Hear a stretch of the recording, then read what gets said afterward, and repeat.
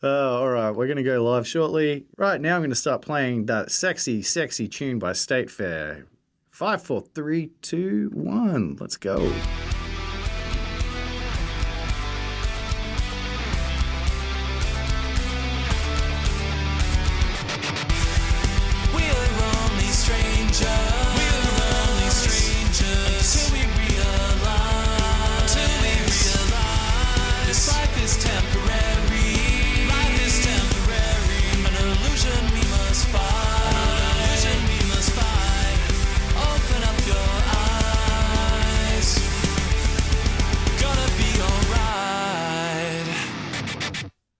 Quest Tigers Faithful, episode 33, I believe it is.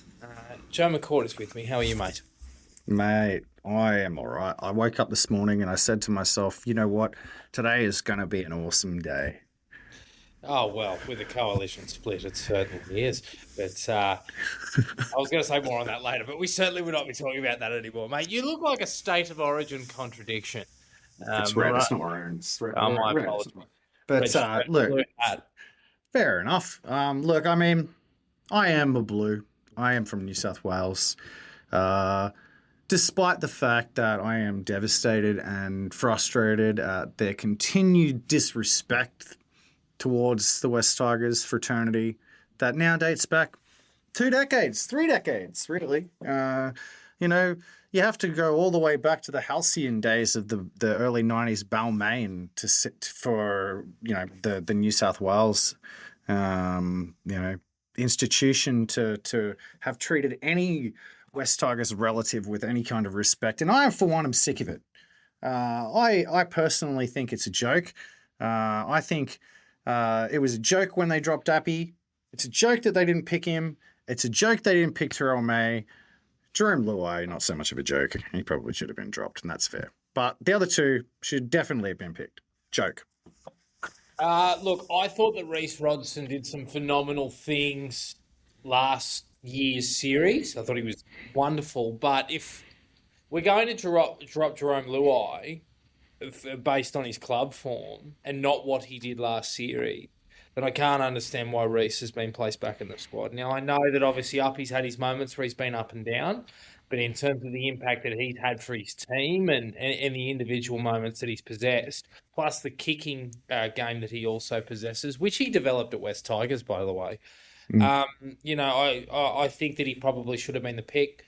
If it was a defensive decision, I think that Uppy's defence has improved this year on compared to what it did last year. But nonetheless, we sit here and these boys get a week off. And selfishly, as a Tigers fan, while you want to see them on the biggest stages, it's not the end of the world. Terrell May, he had 2 down games, obviously against both St George and Melbourne, but every other game he has been near flawless, and he was back to his flawless best against the South Sydney Rabbitohs. I quite simply, it's to me a disgrace. And look, I'm a biased West Tigers fan, but last year I thought Terrell was doing well enough off the pine for the Chooks to be considered. Given the improvement in his game and the way that he's developed and the role that he has at West Tigers, I quite simply cannot believe that he wasn't even picked in the extended squad. I think I've been somebody who has pointed out that I said multiple weeks ago that I didn't think Terrell May is an origin style prop.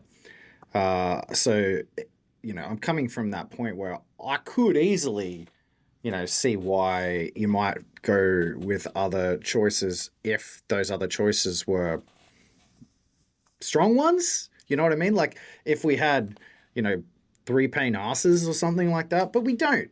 And just because Terrell May's a little bit different and doesn't fit the mold of exactly the type of New South Wales prop that you need, doesn't mean that he's not still useful in that arena.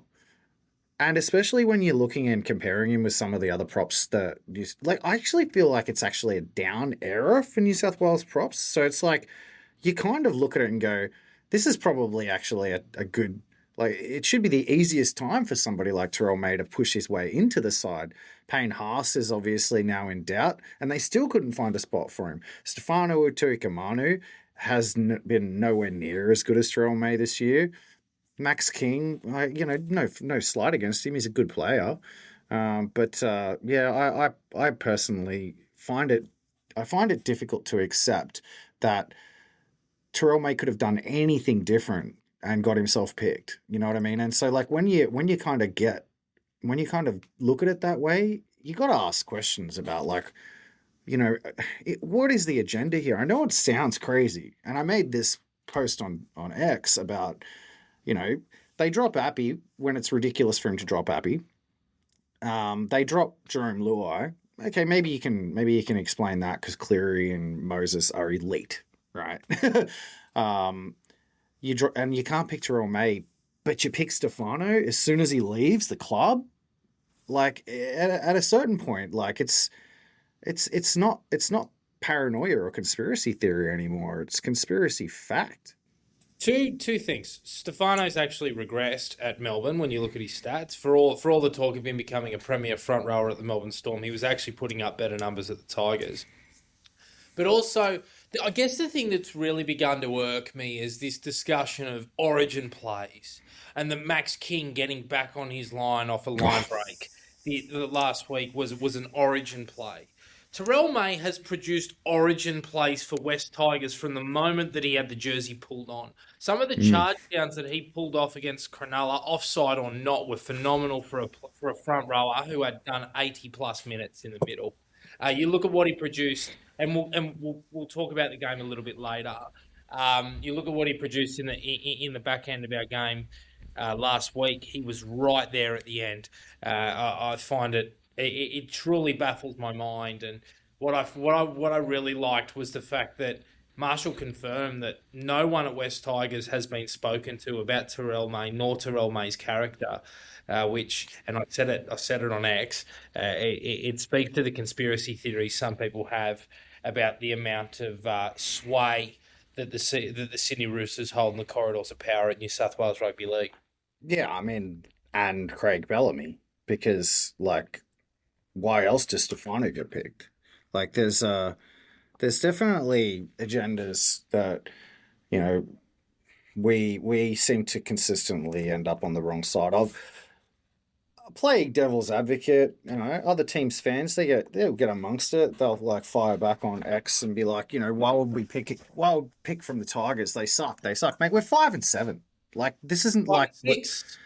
Oh, is it five? No, didn't we only 7 now? I thought that was the seventh loss. Anyway, I could be wrong. 5-5 after Melbourne.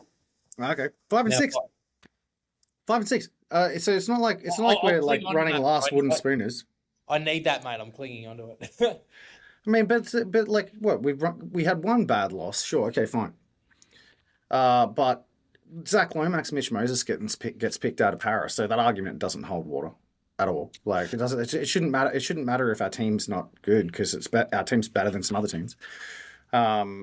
So that's ridiculous. At the end of the day, I think Terrell May didn't get picked because they have a personal gripe with him, or they've heard rumors that there's something that he's done to piss somebody off. I think that is obvious, right? But then they go and pick Spencer Lenu. Like, I mean, come on. Like, it's one rule for one guy and one rule for another, and those rules seem to be dependent on what club they play for. I think ultimately the way that they dropped Appy for Reece Robson in the first place was just as much of an indictment on the process last year. I agree with you. Reece Robson came in and played well last year. I totally agree. He played great. Phenomenal might be a little bit of a stretch, but he was strong. Like he was a bit of a rock, like in the middle there. He had a red hot crack.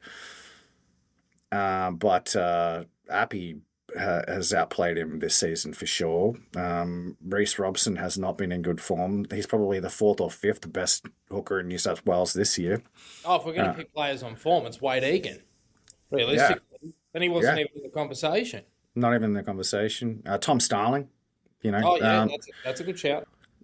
So, yeah, like, I don't know what they're doing. I think it's Laurie Daly, you suck, pal. Eat shit. That's all I have to say. All right, let's move on.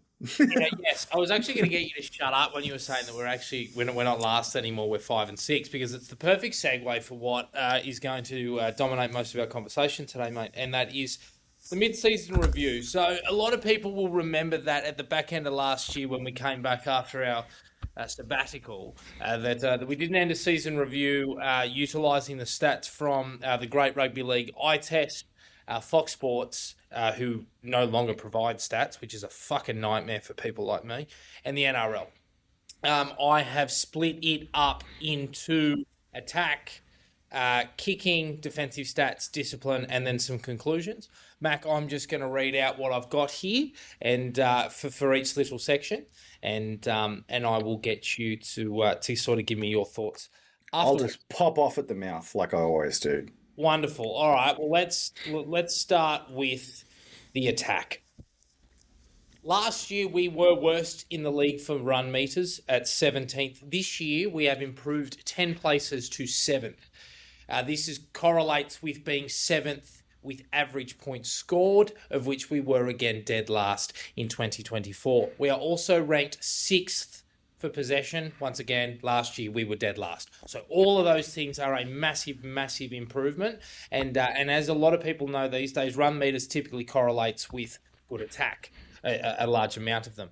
Weirdly, though, when you look at the average meters past the play the ball for each tackle, we are ranked 16th on tackle 1, 14th on tackle 2, 17th on tackle 3, and 14th on tackle 4. So the teams with good yardage stocks, so teams like the Bulldogs, will typically make more meters past the play the ball. They're ranked higher. We are ranked, as you can probably tell, near the bottom. Now, you can take out of this what you like, but for me, looking at our games, we seem to do reasonably well in the field position stakes, and our forwards simply work to points on the field as we get into the red zone before our halves go to work. Moving on, we are ranked 9th for where we play the ball in proximity to the try line when starting our set, so we're starting further upfield. Last year, we were dead last. But I don't have the exact comparison for you. We're ranked 3rd for offloads, which is similar to last year. So obviously that's a hallmark of Marshall's philosophies. And interestingly, we are ranked 16th for supports, but we were ranked 6th last year. Decoy runners, we're ranked 6th compared to 3rd last year. So that means we're playing a little bit flatter, a little bit faster under Hodgson. Last year, we were actually the best in the league for line engagements, and this year we sit 10th. So this thing about playing expansively last year has certainly been reined in. I think, we sort of made a judgment last year that we were playing quite expansively because we didn't have players that could make meters. This year, with less supports, less line engagements, less decoy runners, it's clear that the mandate is pin it and run fucking straight. For those of you interested, I don't really care for it much, but we are ranked 5th for post-contact meters, and we're 6th for tackle breaks, which is an improvement on 13th. We make the least amount of errors in the comp, so therefore our completion rate is high. But if you thought our discipline was improved, that's about where it stops. But more on that later. Mac, the attack. What do you take from all that? I mean, it's obviously a net improvement. There's no two ways about that. I think that most of that improvement, I think that the improvement curve has sort of slowly been tapering as the years gone on, and I don't know if you'd be able to back that up with that data, but I suspect that we were higher in a lot of those stats prior to the Melbourne game and have come back down to earth a little bit. So with that in mind, I mean, I guess we're the reigning 3-time wooden spooners, and we're 5 and 6. There's improvement in a lot of the statistical areas that you'd want to see improvement in. We certainly seem like a club that is very data reliant. I've sort of come to realize this after reading that interview with what's her name, Cassidy.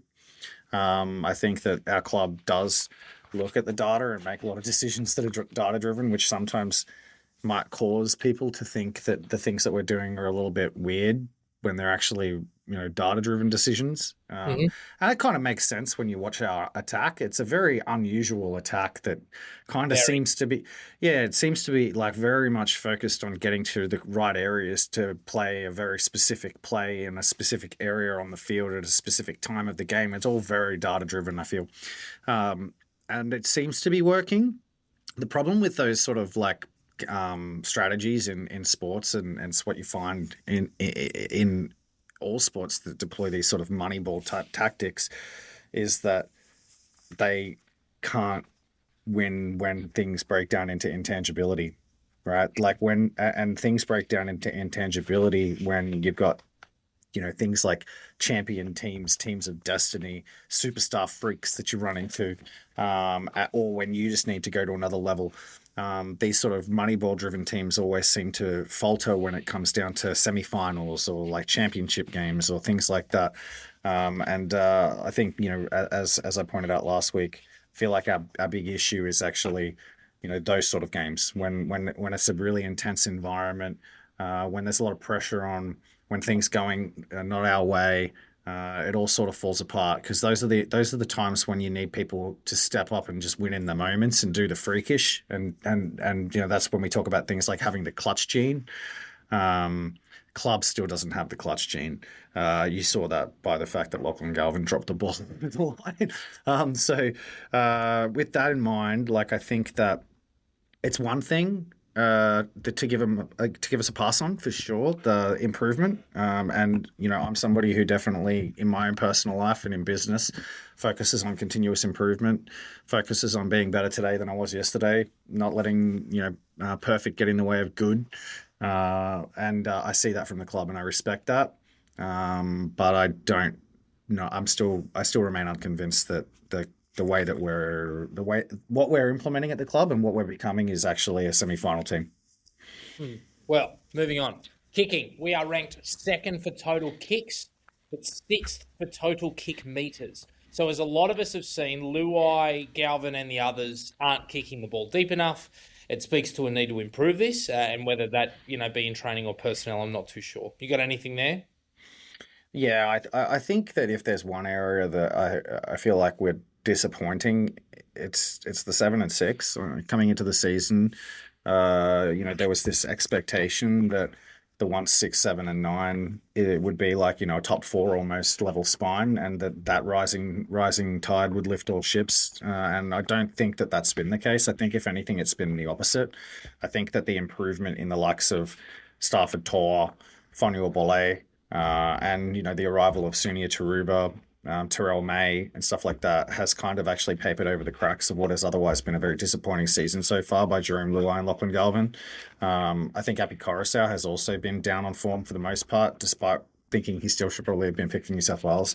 Jarian Ball has been a revelation, obviously, but yeah, I think that the 6 and 7 play would be the big area of improvement I would expect. I would expect Benji Marshall's focus to be on that area. I think that in the moving forward, especially because Lachlan Galvin's announced that he's not going to be at the club anymore, we need to rethink that 7 and 6. And the first thing I'd be considering doing is finding a 7 that has a very good kicking game. I don't think Jerome Luai's kicking game is good at all. Not for a 7 in this league. He's never kicked a field goal in his life. You can't win semi-finals or close games without somebody in your team that can kick field goals reliably, who can step up and kick a 40-20, and we completely lack that. I don't think that Jerome Luai is a good game manager. I think that he looked like a good game manager in short bursts at Penrith, but that was because they have a really good system.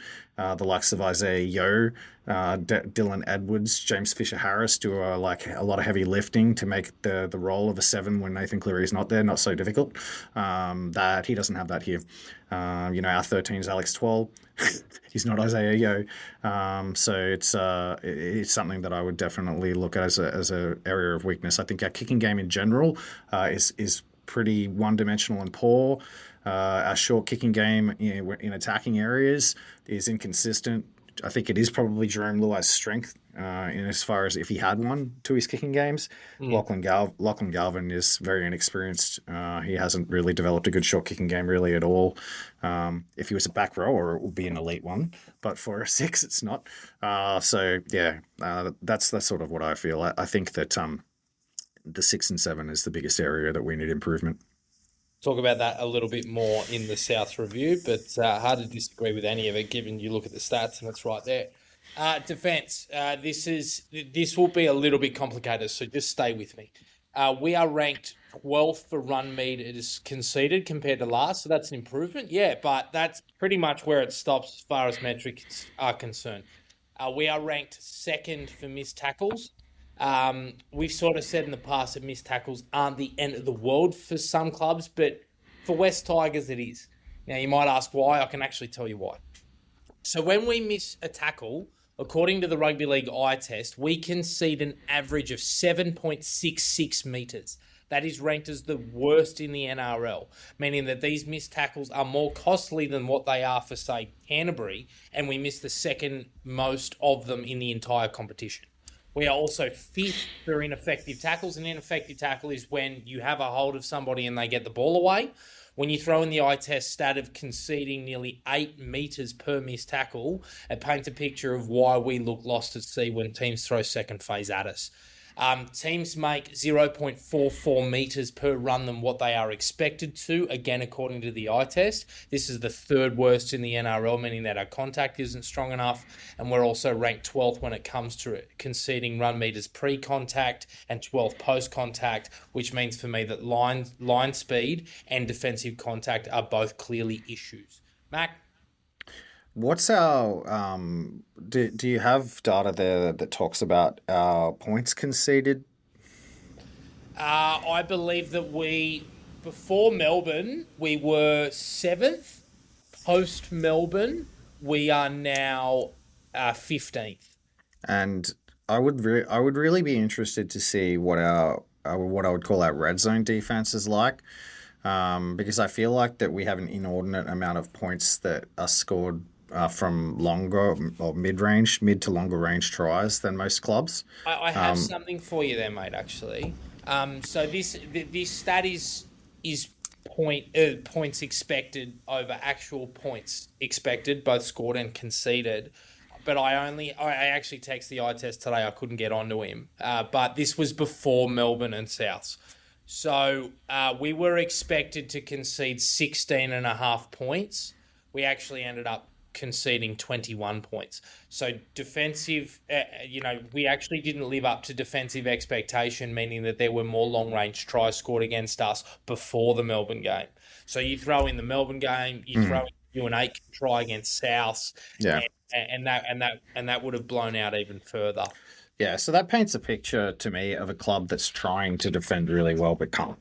And I think that's because we still, as a club, are just physically outmatched in most contests on the field. Particularly Lachlan Galvin, Alex Seyfarth, Abby Coruscant. Those are probably the three biggest areas of defensive weakness at the club. Vonu Pole, as well as a below-average middle defender, still. These are not issues that we did not know we already had. So there has not been much improvement in that area. The only thing that there's been improvement in is the intent, the willingness to defend, and probably the, just the want it factor, I think. And that's sort of something that you can put down to Jerome Luai, Terrell May, Sunia Taruva, actually, arriving to the club and lifting the standards of the club. But it doesn't seem like we've actually fixed the defensive issues that we already had really at all. We remain very, very fragile. We miss too many tackles, and when we miss tackles, we have gotten better at scramble, but only in terms of stopping tries, not in terms of stopping meters, as you've alluded to.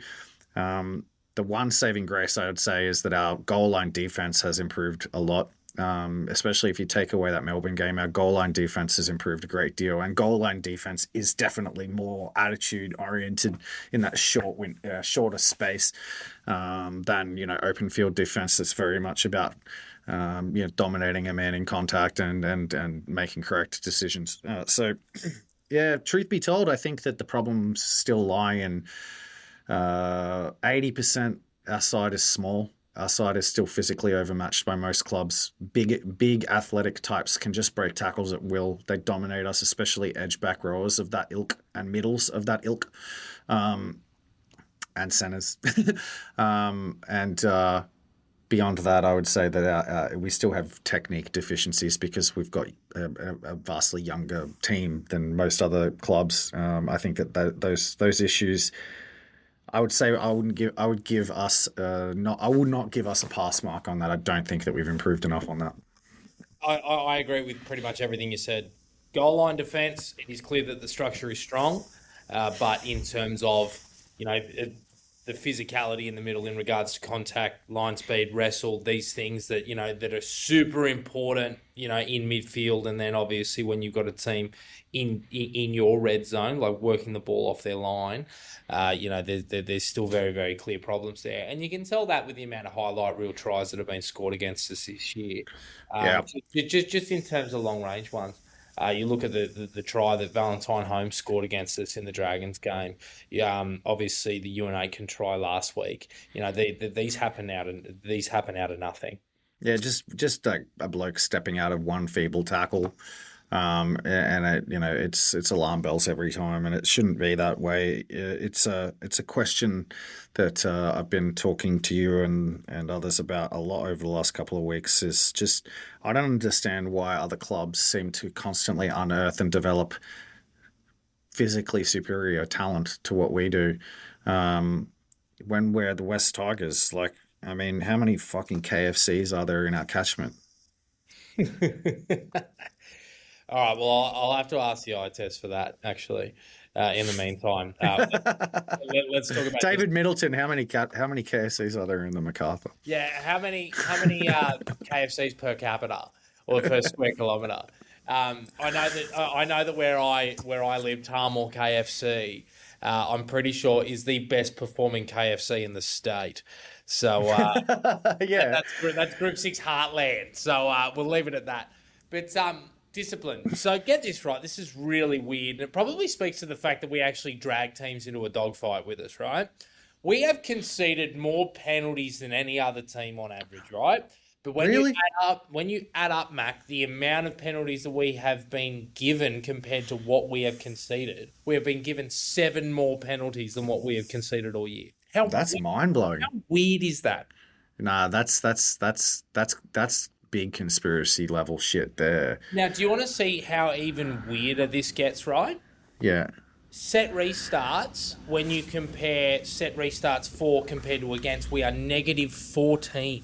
Negative fucking 14 after 11 matches. Yeah, that's similar to last year, isn't it? So the question, no, it's not. For reference with set restarts, mate, we were positive 3. Really? At this time last year or overall? Overall. Are we unlucky with the referees in our red zone? Or is our defence holding on for dear life when defending our line? Or is it a bit of both? Oh, sorry. Were you talking about red zone set restarts or are you talking about set restarts overall? Well, set restarts implies when there's a 6 again for a ruck infringement or, And it's usually in... Yeah, okay. being within the 10 metres. I think that... I'll be honest with you. I think that referees go into our games and they police our games differently to the other games. And the difference between last year and this year isn't that they don't go into our games policing them differently. It's that they don't quite treat us as bad. That's the difference. So last year, they'd go into our games expecting the West Tigers to be bad with discipline. So they'd confirmation bias themselves into blowing whistles every time they saw anything remotely wrong. I believe that with all of my fucking heart, that's 100% what was happening last year.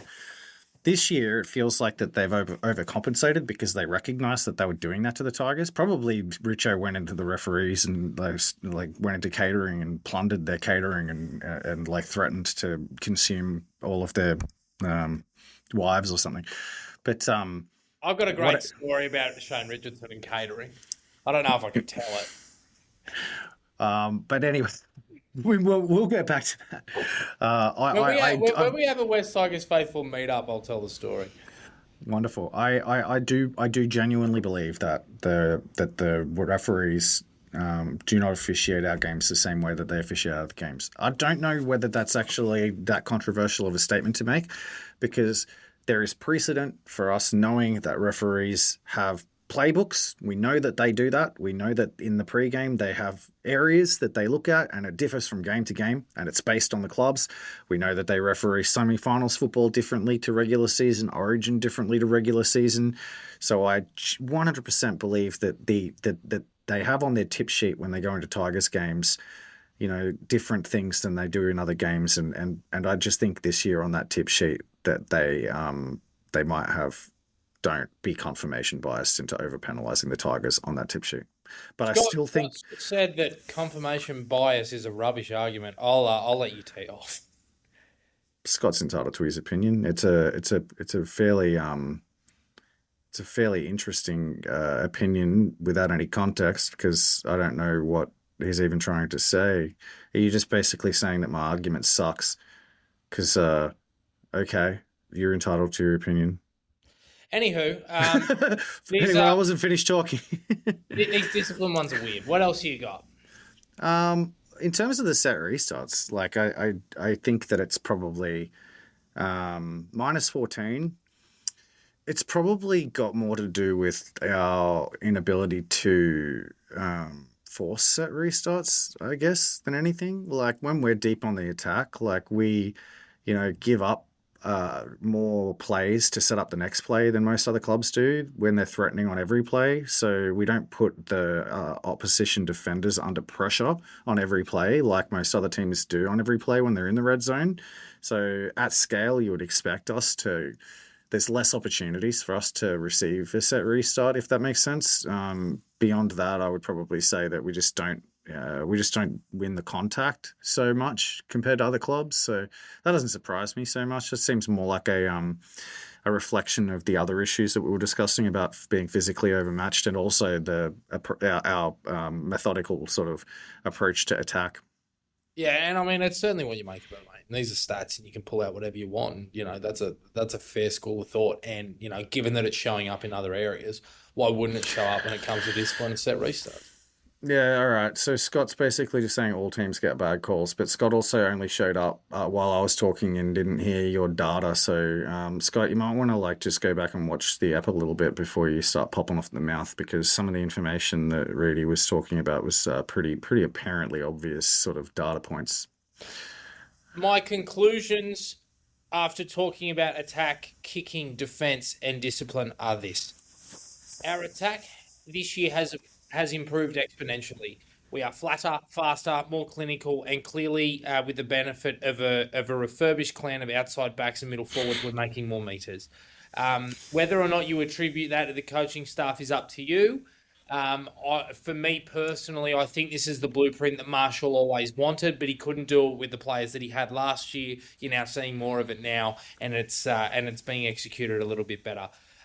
Defensively, tackle efficiency isn't the be-all and end-all, but you can see within the stats that our line speed and contact still isn't up to scratch, and teams are able to capitalise off the back of it when we inevitably miss tackles or concede offloads. All of this aside, my final statement is this. We are a mid-table side. That is reflected within Agreed. these stats. We have certainly improved, but there is much work to be done. You heard a lot of it being ranked 6th and 7th around the attack. The defense is ranked around anywhere between sort of 12th and sort of 5th, 14th, 15th, 16th. Where does that pit us? I think right now we're on track for about an 11th place finish. Mac? I was actually going to make a similar comment earlier. It definitely seems like we are, I'd say below mid-table slightly side. 11th sounds about right. I think that the Melbourne game is just a statistical outlier. You take that Melbourne game away, and we haven't been pumped once this year. Aside from that, every game we've been in, every game we could have won, every game. And we've played some decent sides. We have had a pretty lucky run. So to be 5 and 6 is maybe a little bit disappointing. We probably could have won 2 or 3 more of those games and been in with a real shot. However, I think that there are areas there that we can improve with the roster we have now, but there are also some areas there that I just don't think that we have the players to actually move the needle on. Things like the physicality issues. I think that we're still, a decent sized middle, 2 probably decent sized middles, and at least 1 good back rower, probably 2 good back rowers, away from being able to physically stand up to most other sides. But you see, good coaching can change, can make, plug a lot of those holes. You see that at the Dogs. I don't think the Dogs roster is, super amazing, and Not at all. they're performing very, very well. So, got to give a lot of credit to Cameron Ciraldo. So I think Benji Marshall probably still thinks he probably does have the roster to compete, and he should give it his best shot. I think that the biggest moves that he can make to improve us probably have to do with the seven. I think that we need to find a seven that can sort of marshal the game a little bit more to do the general kicking and things like that. We'll discuss that probably in the review of the game. Yes, we will. Nonetheless, I agree with your recruitment calls. I'm really, really hopeful, more optimistic than probably anything, that we do try and get some people in before June 30. We've got about 5.5 weeks to sort of work through that, and to me, it is a really, really critical point. Our run home's tough. I think that, similar to Richardson, we will improve. Absolutely, I think most teams do as the season rolls on. Um, but at the same time, there is some clear holes and some gaps in this roster, namely around the middle forwards and the edge forwards, as you said. And I'm Mm. hopeful that they make the right decisions as a result around that. In saying that, again, we are 5 and 6. The last 2 weeks have really been a downer, absolutely. But at the same time, we have stared in the face of the Warriors, who are currently running second. That was a game that we probably could have and should have won. Nonetheless, went down by 2 points. We beat the Cronulla Sharks, who will be there when the whips are cracking. And we've had some solid hit. We've had some games where against the Dragons and Parramatta and so forth, where we've clicked in some places and looked terrible in others. Yeah, we Again, still haven't looked good. I still, you know what I mean? There still hasn't been a game where I've been like, we were really, really good for 80.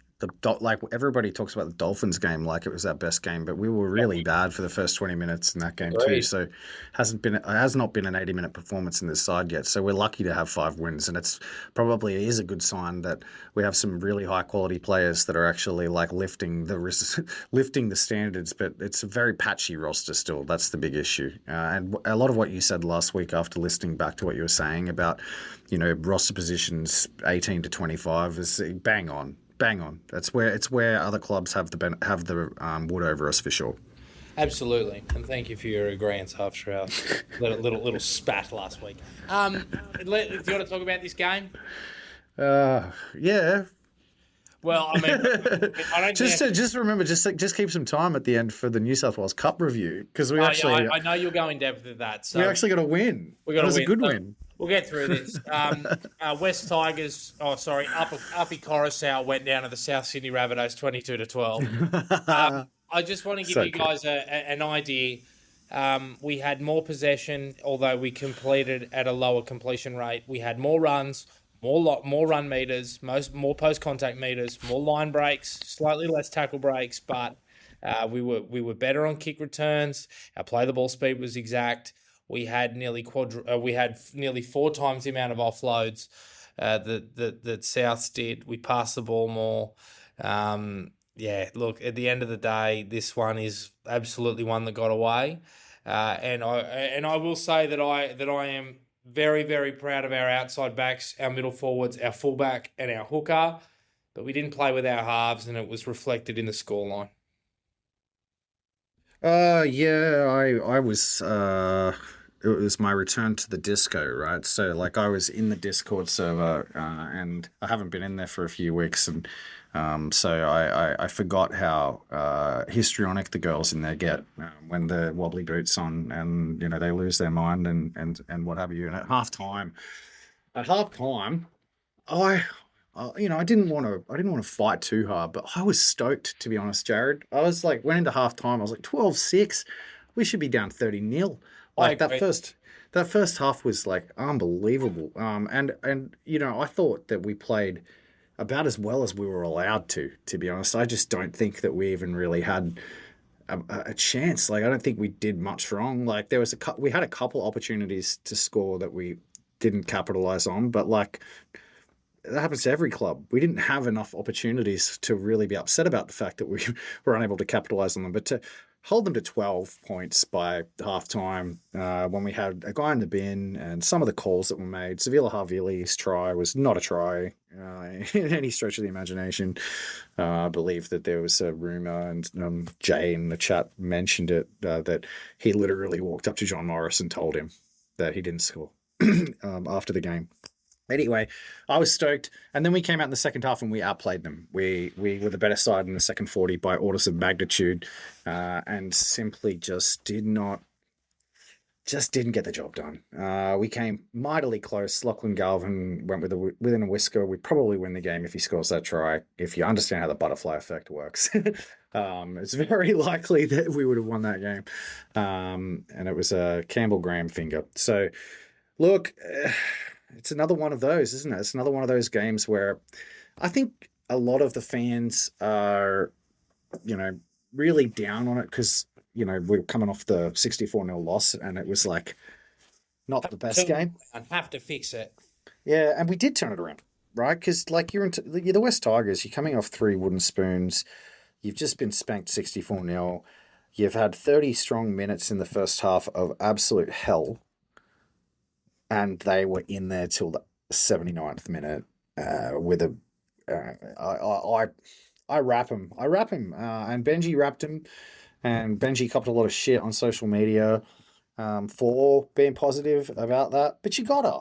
I just don't understand like how hard it is for some people to understand that like Benji Marshall is not going to come out in the post game press conference and like talk like you because you're a fan and you're like upset. He's not going to come out and mirror you.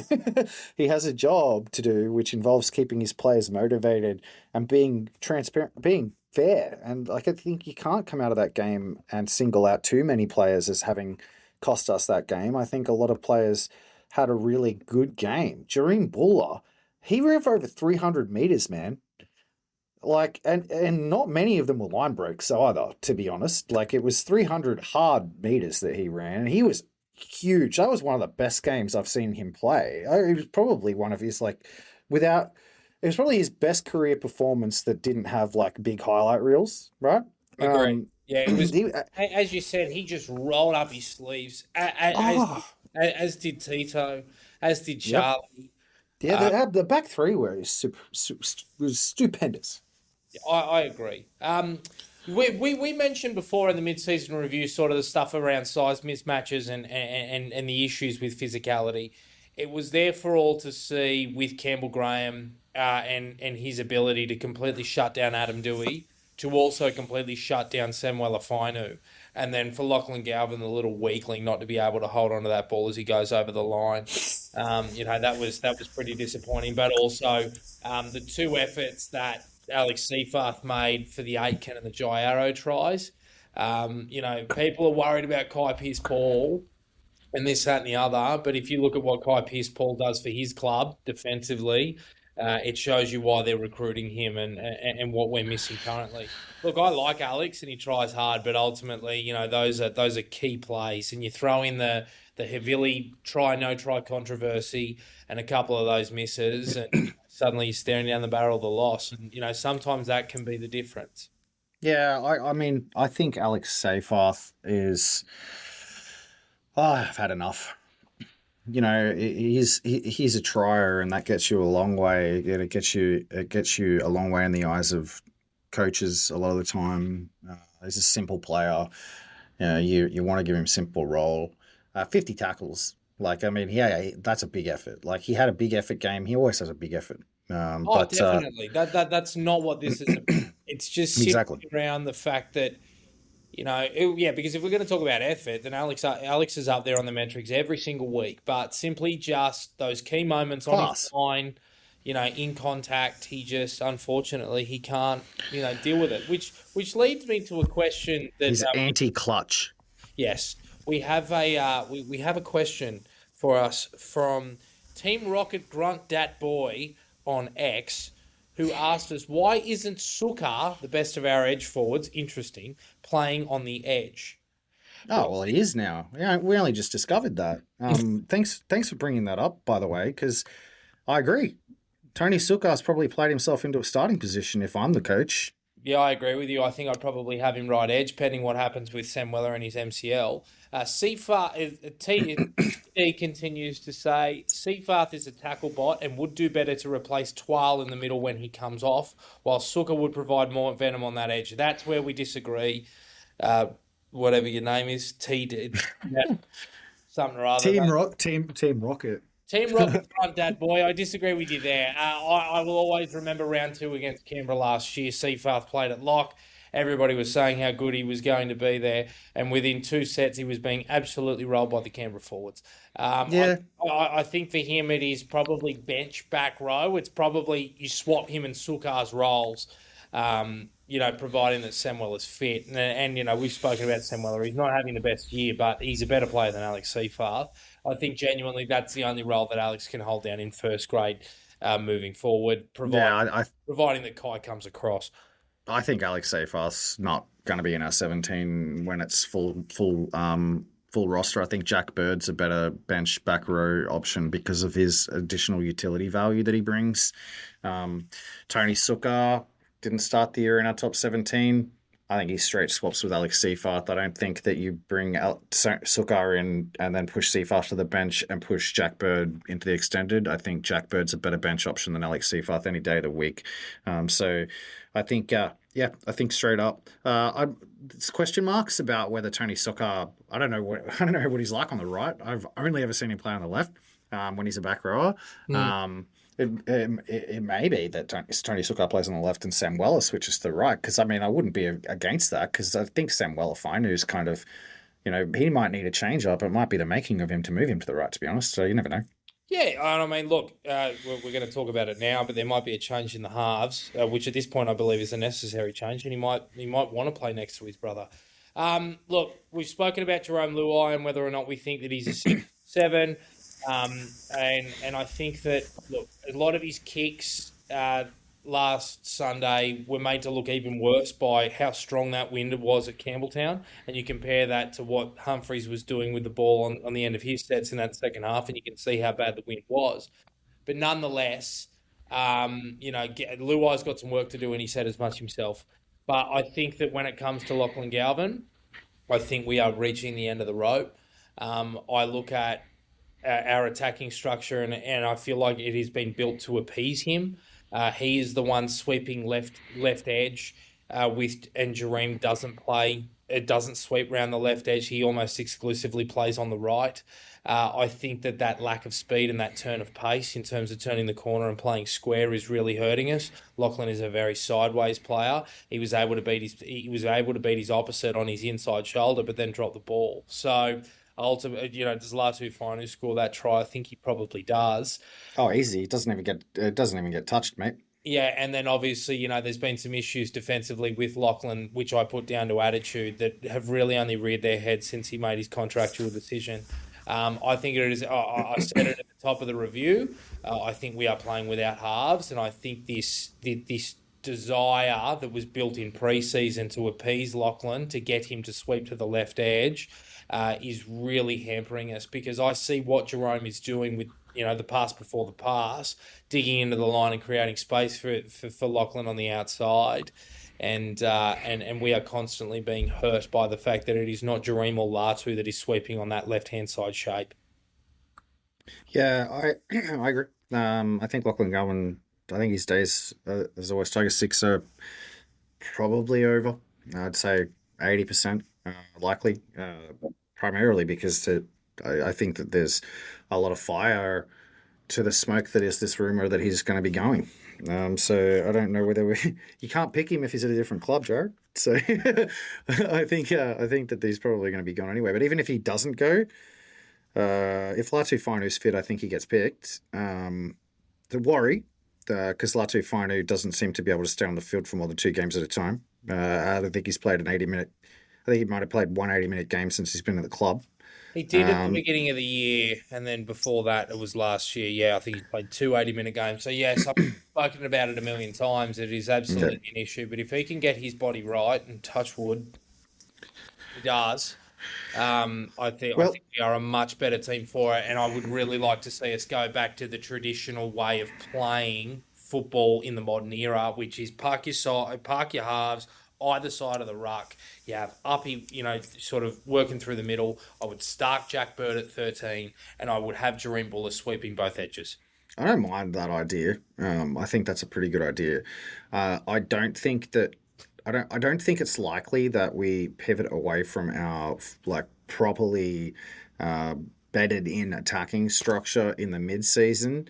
I think that it's probable that we do a fairly significant pivot in the off season towards something more traditional without Galvin there to need to kind of build around. But I think that what's more likely to happen is you'll just see, what the game plan that looked like the week that Galvin didn't play. And that was. I don't think Finu was in the game that week, was he? I don't think he No, was it was fit. Dewey. Dewey, yeah. So it'll be Finu sort of playing that role instead of Dewey. I personally, you know, would probably like to see more of what you described, but I just don't think it'll happen.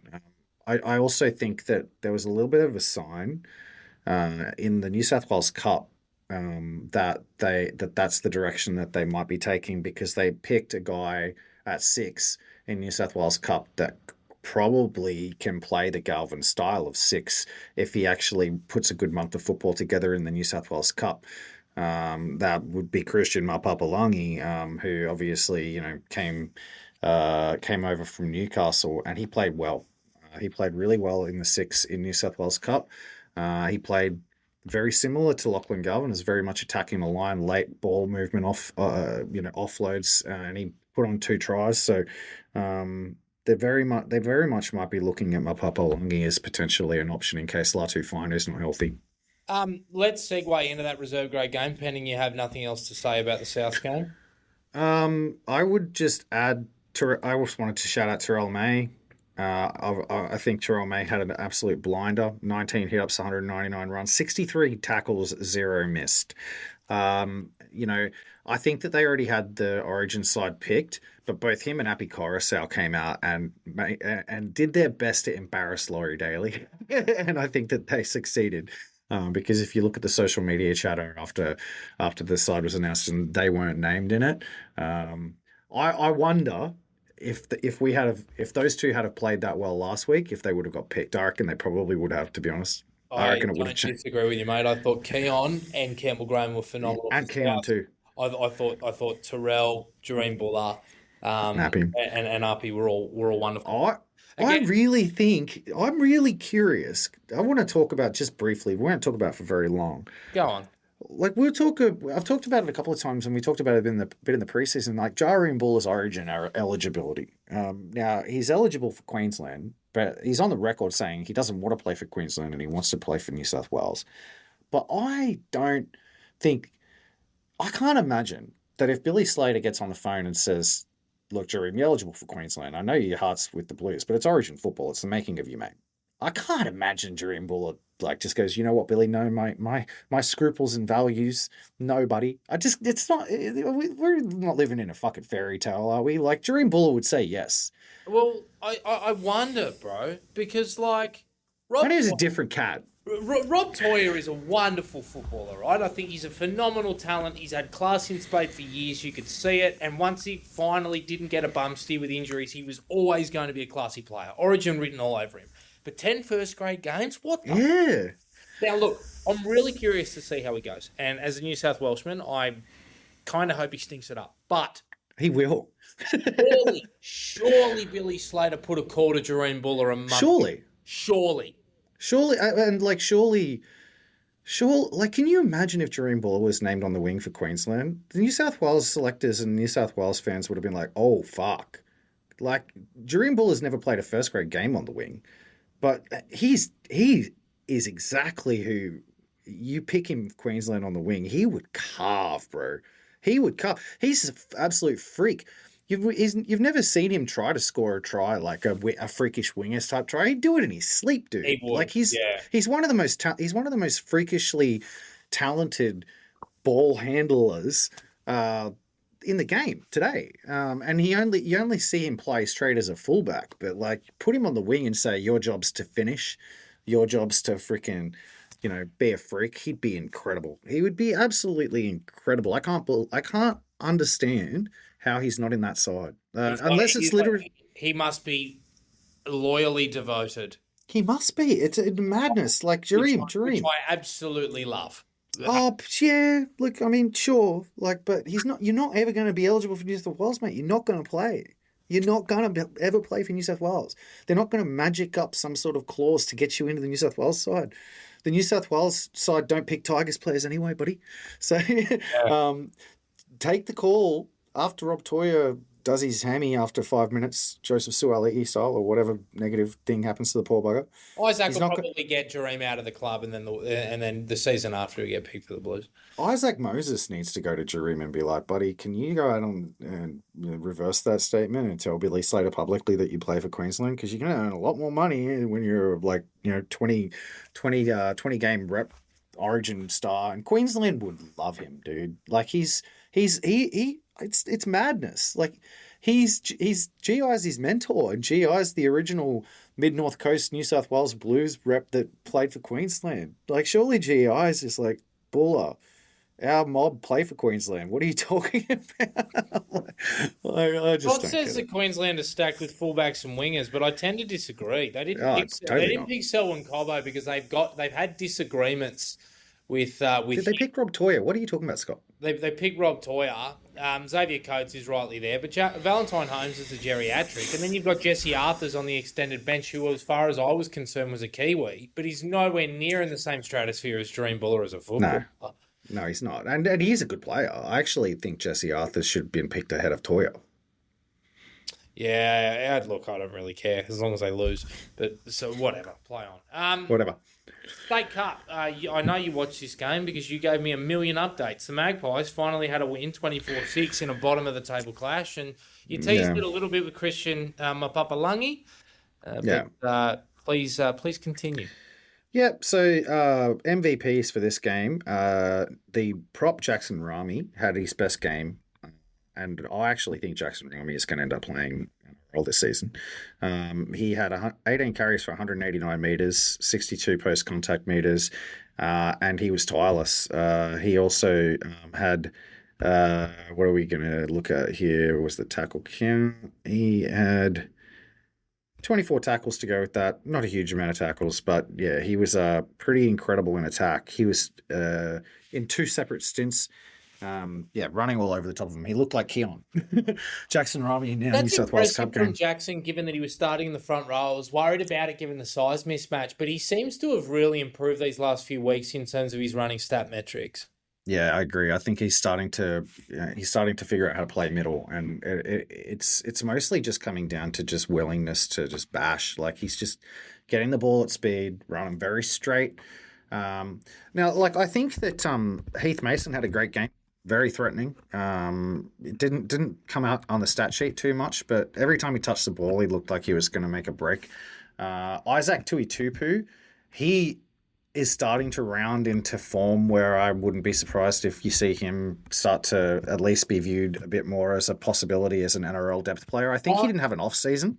Yeah, actually, he was training trial at Canberra, which speaks to the fact that I think with his structure, because we tend to slide and scramble, Canberra are a little bit up and in, and that's sort of reflected in the way that you sort of see him rush out of the line in a Nofaluma-esque way. Yeah. But if he can fix that, I don't disagree. I think that he'd probably be underneath Staines in regards to, wing depth. Yeah, I agree. I think he does a job too because he's big and he's good out of yardage.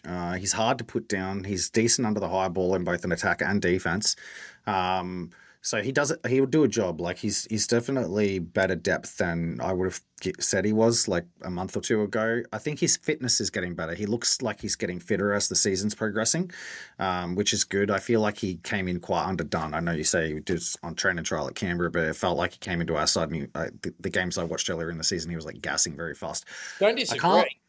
You can't sugarcoat the South's definitely not a good team in this grade, but I actually think the Magpies played quite well. I think that the Magpies I think that if they played that well against most sides, they would have performed. They would have had better results than they've had in the past. One of the things that the commentator said during the run that I didn't actually realize was that in our last five games, we've played the top four sides. So it hasn't. Maybe we're not as bad as it appears. Maybe we've just had a pretty wretched run, and they went through a bad lull, and maybe this kickstarts them a little bit.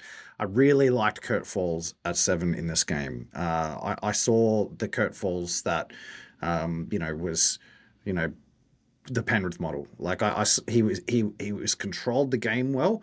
His kicking was really good. He was finding space with his kicks. He was pinning them down.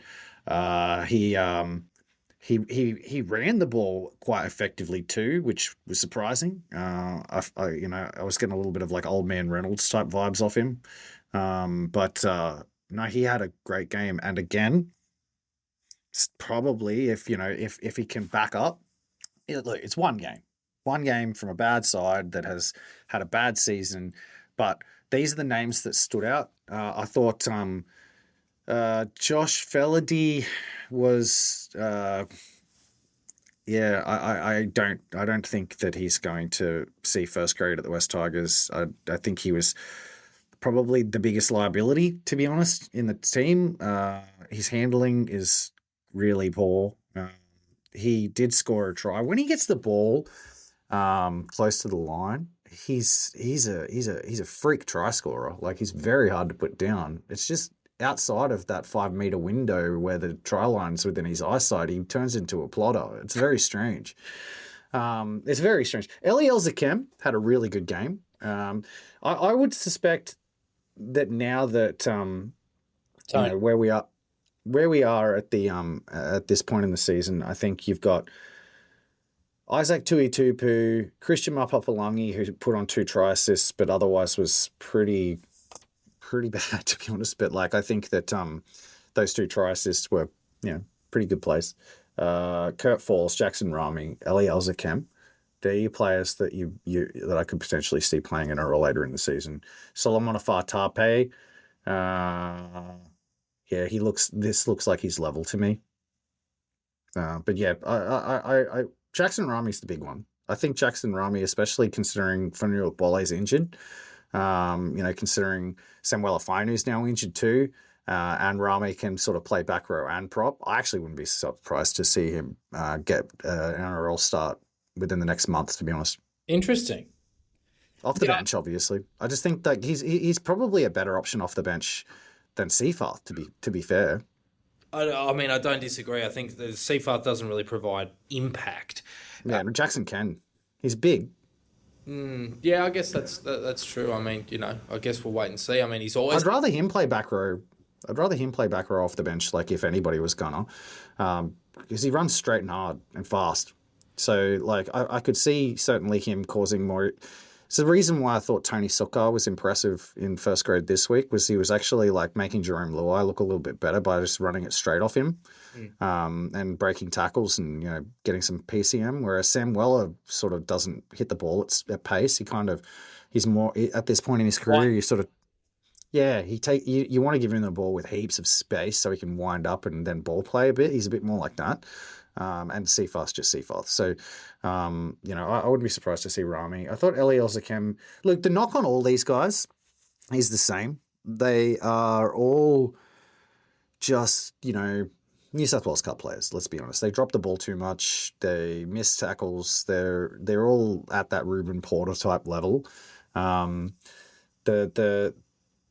job doers, I could see getting a chance. There's players in our top 30 right now that they're better than. There's gaps in our top 30 anyway. As the season progresses, you have to start going towards depth. They're the names that I would see as having given a shot.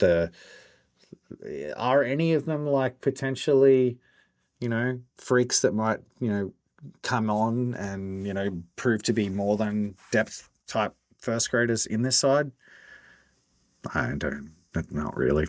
I think Mapapalangi has promise, but I've always been deeply concerned about his defensive woes, that they have always been a problem. And as you have moved him further in from the wing, these problems begin to fester even more.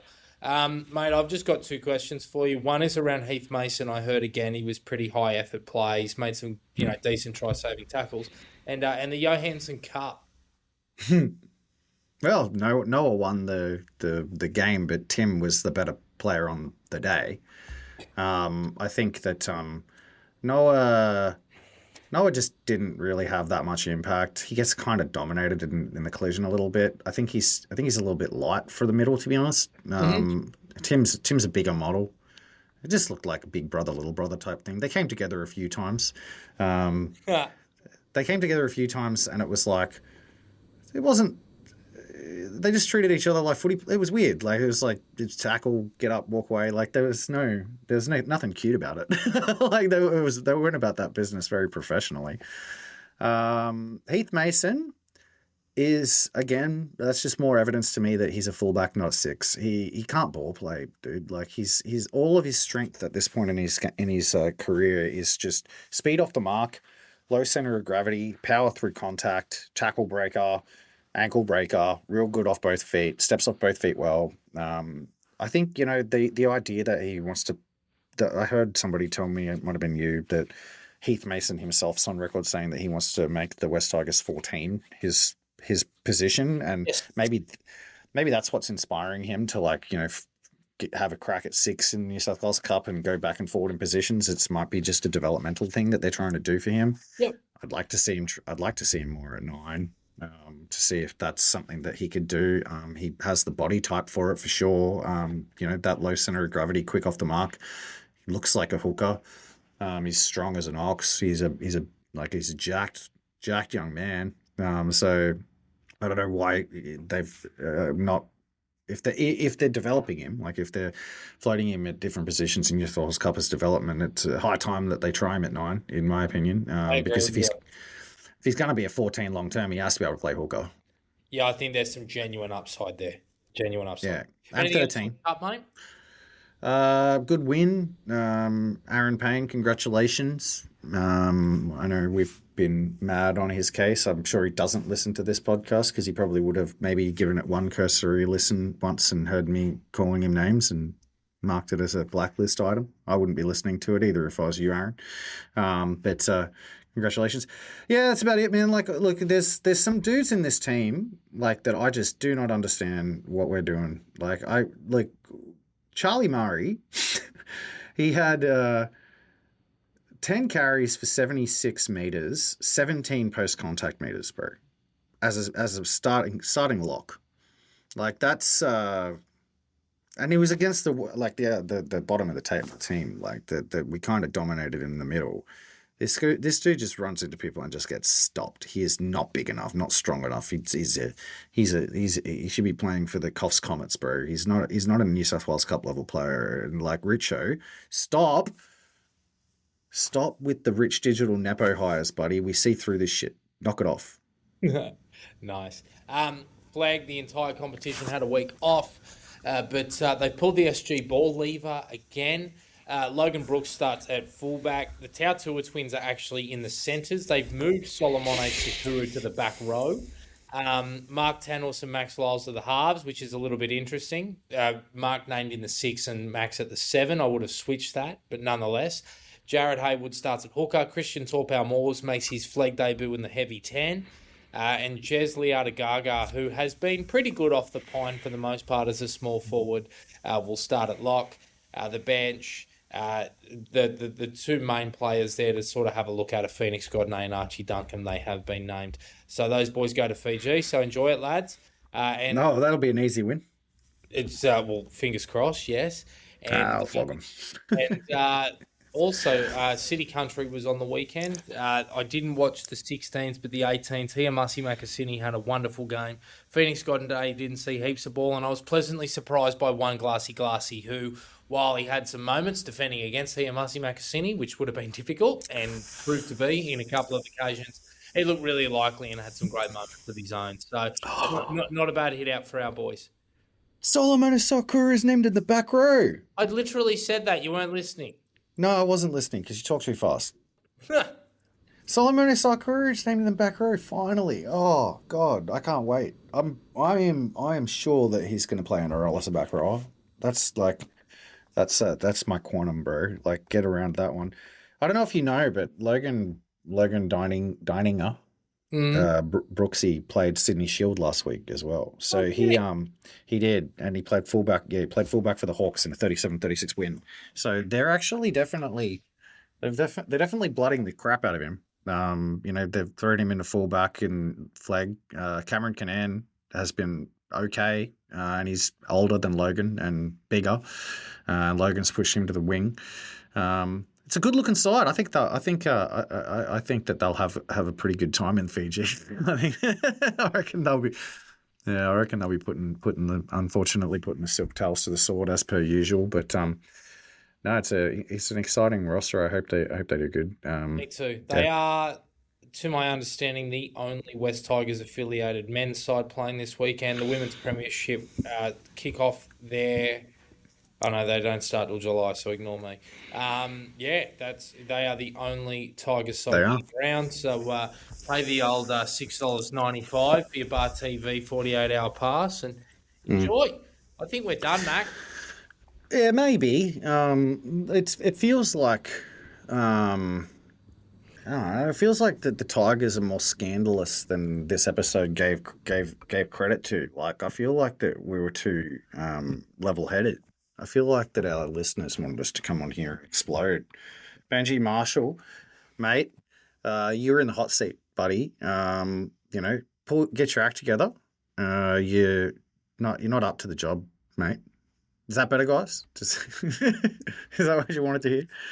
I know. This is West. I know there's a few people that'll be happy hearing that. This is West Tigers Faithful, not West Tigers Unfaithful. If you want to hear a West Tigers Unfaithful, it's called West's Life. Go listen to that podcast.